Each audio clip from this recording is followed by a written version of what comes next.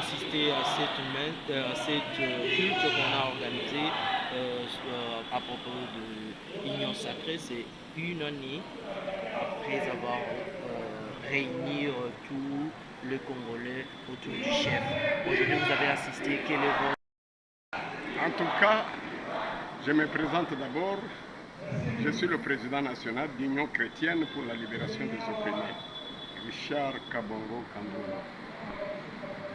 Nous sommes les organisateurs de ce culte, puisque nous avons pu penser que le 20 de la première année pour la législature de ce pouvoir du président chef de l'État, son Excellence Félix Antoine Tshilombo, il a fallu à ce que nous nous réunissons, nous tous, les membres de l'Union sacrée, pour pouvoir célébrer cet anniversaire et puis demander à l'Éternel, avec la guerre que nous avons ici dans notre pays, pour que l'Éternel se mette debout et qu'il termine ça, pour que les Congolais restent en paix et que le président de la République reste dans son fauteuil, qu'il dirige ce pays sans condition.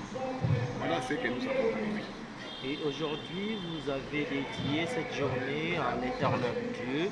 Nous savons que c'est lui le suprême de tout pouvoir. Parce que quand on dit toute autorité vient de Dieu, cela veut dire que Dieu, il est dans tout ce qui est comme pouvoir et ou soit le guide. Mais quels sont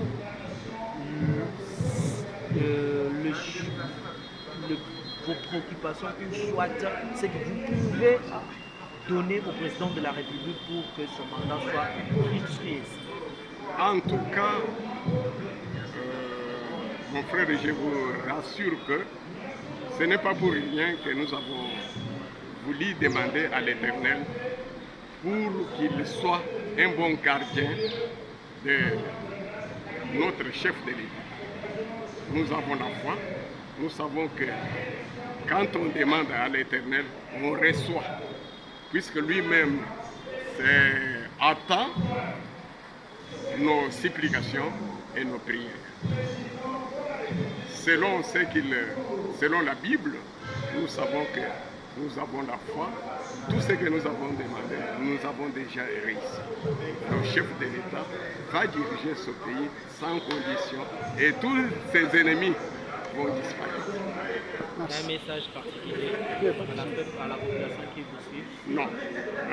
En tant que chef du parti, je demande toujours à nos membres de soutenir le chef de l'État afin qu'il ait la force de nous diriger facilement, puisque tout le peuple, quand le peuple décide, l'Éternel même a dit.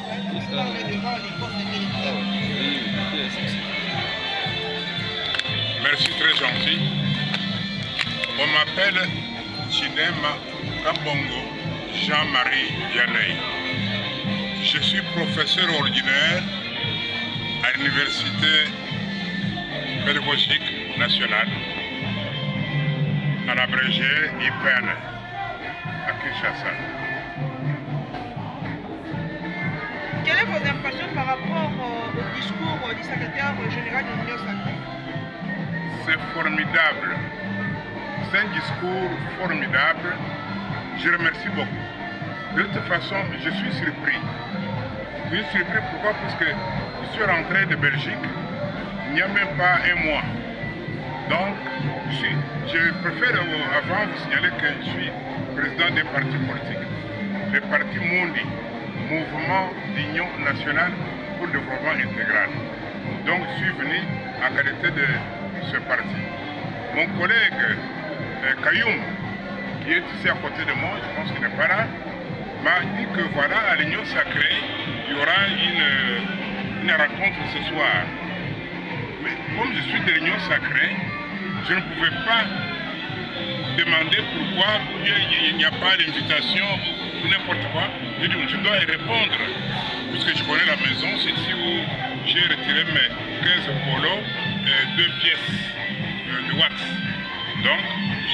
favorablement que je serais là.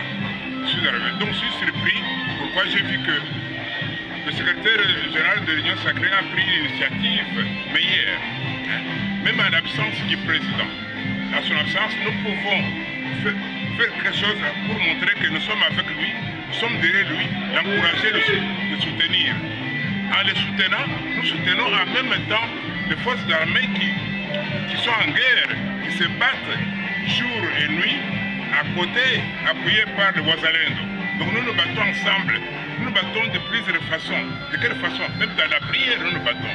Donc ce discours du président de l'Union sacrée, du secrétaire général, est accompagné par les représentants des différentes églises. Pour moi, je suis très content, très content. Les initiatives de ce genre peuvent se prendre de temps en temps par les gens qui nous gèrent, ceux qui nous dirigent. Quelle lecture faites-vous alors aux absences des grandes figures de l'Union sacrée comme vous, qui n'ont pas assisté aujourd'hui? Oui. Le président de la République, il est président de tout le monde. Je vous ai dit bien que j'étais en voyage, je suis venu. Je n'étais pas invité, mais j'ai eu seulement un coup de téléphone. On me dit que voilà l'Union sacrée, il y aura une réunion cet après-midi. Automatiquement, j'ai pensé à être présent. Des gens ont des préoccupations. Et il y en a qui sont absentés. Nous avons des ennemis. Ça, il ne faut pas mâcher les mots. Il faut les reconnaître. Mais ce que nous le faisons même pour nos ennemis. Si le pays est sauvé, si le pays est calme, si nous sommes dans la quiétude, c'est bien aussi pour les ennemis. Et les ennemis aussi seront dans la quiétude. Donc, on ne peut pas reprocher, parler mal contre les ennemis. Nous devons, par contre, nous qui sommes en Jésus-Christ, nous devons prier pour nos ennemis.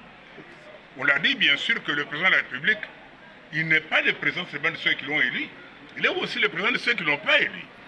Il est président aussi des adversaires, hein, de ceux qui sont dans l'opposition. Donc, ce que nous faisons, nous qui sommes venus, nous devons prier pour nos adversaires, prier pour nos ennemis. C'est ainsi. Donc, je ne peux pas me prononcer si parler mal contre ceux qui ne sont pas venus. Modifier ces constitutions. La Belgique ne vient pas se référer à nous, ni la France non plus. La France est à quelle constitution actuellement? Première, deuxième, troisième, quatrième, cinquième. Nous devons changer la constitution. Ils mettent les articles pour nous, hein, selon nos circonstances, selon nos exigences. Nous devons changer la constitution. Nous n'avons pas à demander l'autorisation de l'Amérique ou bien de la France, ni non plus de la Belgique. Merci.